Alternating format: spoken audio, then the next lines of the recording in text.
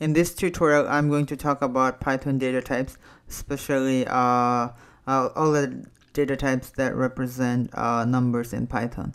So in Python, there are a total of 3 data types that represent numbers. There are int, float, and a complex number.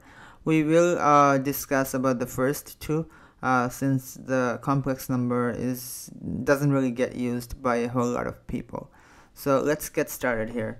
So I'm going to have this huge number here, and I'm going to have this assigned to this variable called myvar. And so it's as simple as just having this number and having it assigned to this variable in Python.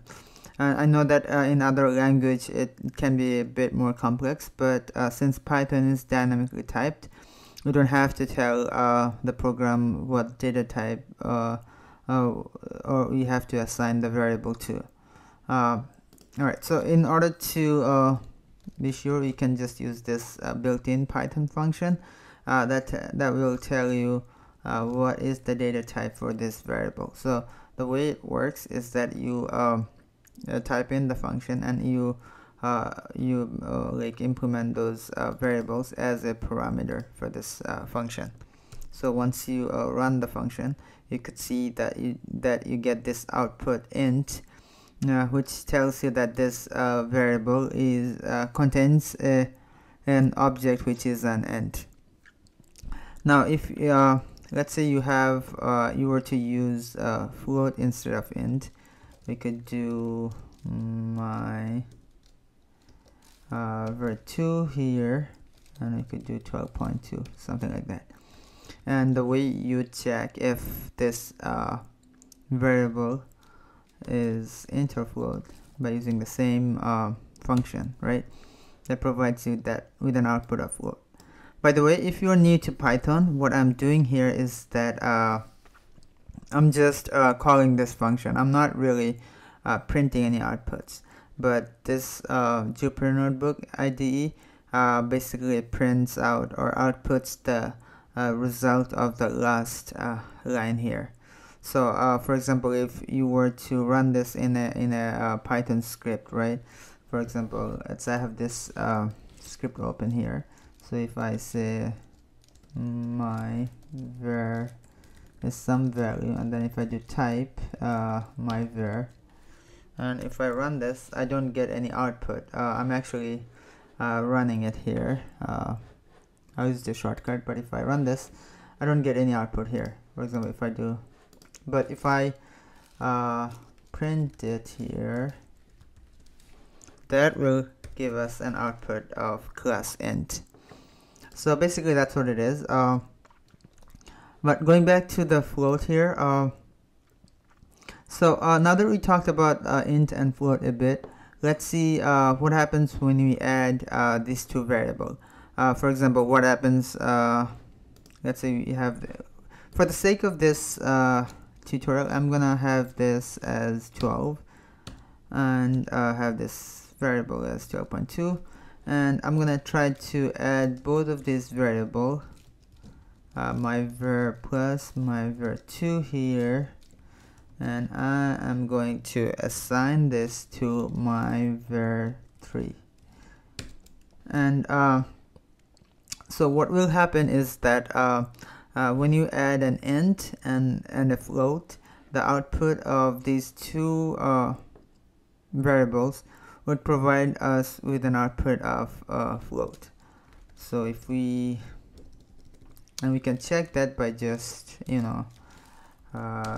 printing it here, and we can also check that by typing by using the type function. So so that's pretty simple. And now that we have talked about int and float a little bit, let's talk about the operation of let's talk about the basic order of operation in Python. So Python follows the same order of operation as mathematics. So basically you add before you basically you multiply before you add or subtract. You divide before you multiply, and you use you do all the calculation in the bracket or quotation before you do like division or multiplication. So what I'm saying here is that maybe an example would help. So if I do 1 plus 2 times 3, that would provide us with an output of 7. So what's happening here is that we are multiplying 3 and 2 first and then adding 1 here. But if I were to put 1 and 2 within the bracket here, in that case 1 and 2 would get calculated first, and then it would multiply by 3. So the output would be 9 here. So that's pretty simple. But just to you know, talk about other basic operations, you can also use 2 star as an exponent. So like when you use these 2 stars, that's basically is the power. So you're saying 2 to the power of 3, which provides us with an output of 8. And we can also use the mod operator. So mod operator basically returns the remainder. For example, if you do 5 over 2, that will provide us with a remainder of 1. If we do 4 remainder of 2, that will provide with a remainder of 0. And then if we do 7, that will be 3 times 2, we have a remainder of 1.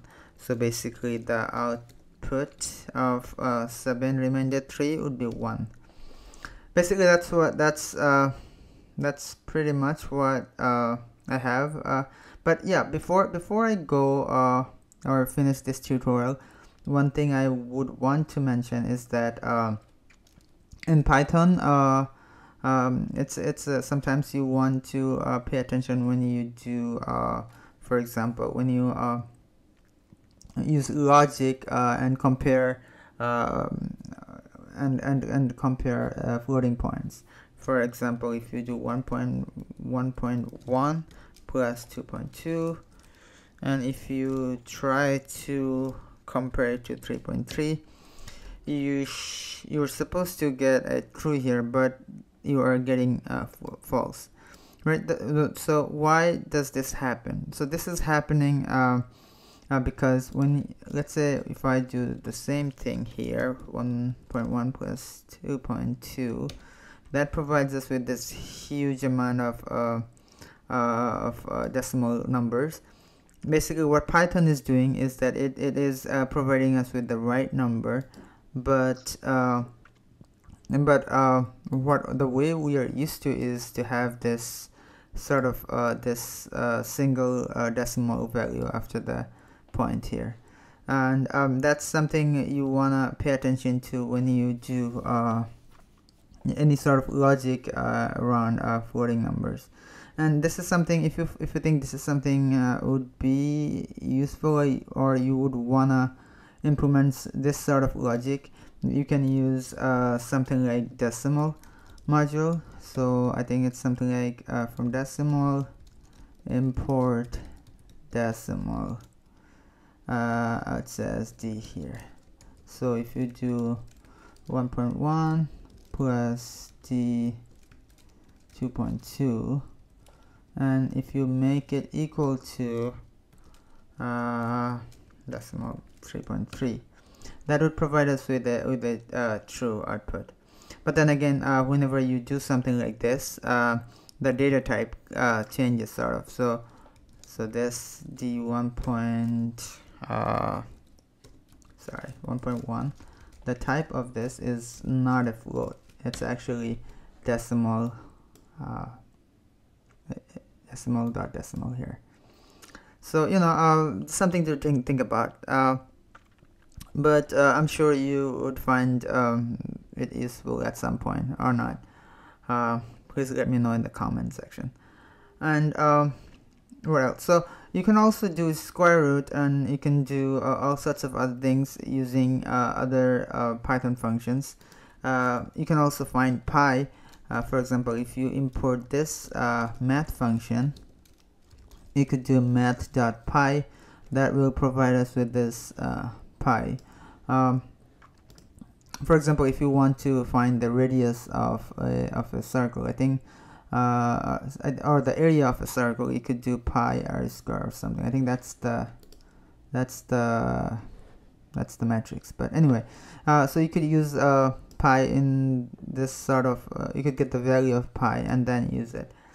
And so I think that's kind of what I have for this tutorial. And again, yeah, before I forget, one more time, if you want to use square root, you could do math.square root of 4, that will give you 2, and you could do square root of 9, that will give you 3. So yeah, so that's how you use the square root. And yeah, that's basically what I have for this tutorial. And if you want to use it, if you want to know about some of the other Python applications, for example, Python, how to use string, or how to use list or for loop or other loops or while loop, or all sorts of other issues, I'm going to be making a lot of tutorials, and I'm going to be posting a link for those tutorials in the description. Anyway, thank you for taking your time to listen. We will meet at some point in the next tutorial. Bye.